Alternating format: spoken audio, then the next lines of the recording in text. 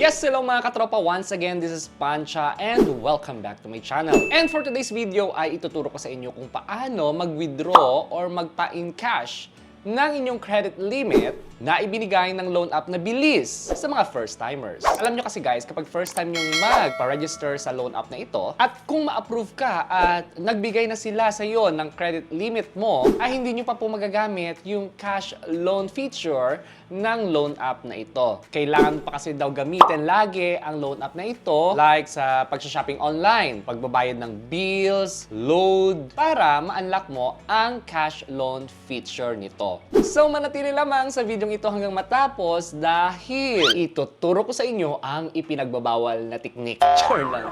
Last time sa video kong in-upload na ito ay ipinakita ko kung paano mag-apply or magpa-register at ma-approve sa bilis loan app ng mabilis. So sa mga hindi pa nakakapanood dito, panoorin nyo lamang ang video kong ito pagkatapos nyo dito at nasa description na natin yung link ng video niyan.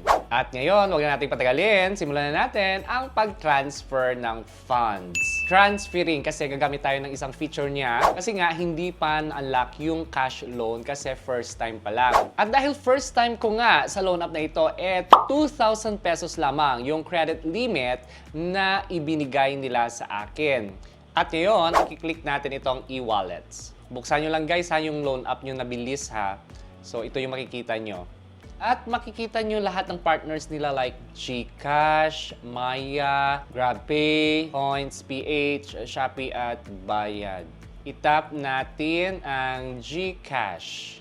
I-make sure nyo lang na yung GCash nyo na itatap up ay tama. At kung yung number nyo na nakaregister sa bilis ay may GCash account na, huwag nyo na itong i-change. Dahil 2,000 pesos lang yung credit limit natin, yung option ay 500, 1,000, and 2,000 pesos. Of course, kailangan natin ng pera ngayon. Itatap natin itong 2,000 pesos. At yung installment terms na available ay from 2 months to 3 months. At yung payment frequency ay naka-default na monthly. So, ayun, monthly yung payment niya.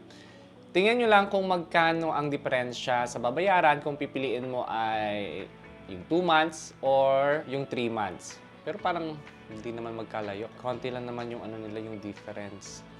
At pinili ko dito ay 3 months installment. Tapos ito yung details kung kailan yung payment due mo. Every 23rd of the month yung due ko kasi yun yung nilagay ko sa application. Kung natatandaan nyo o kung hindi nyo pa napapanood yung video kong yon, panoorin nyo lang nasa description na yung video, yung link ng video. Again, 23rd of the month yung due ko kasi nilagay ko sa application na every 23rd of the month pumapasok ang sahod ko.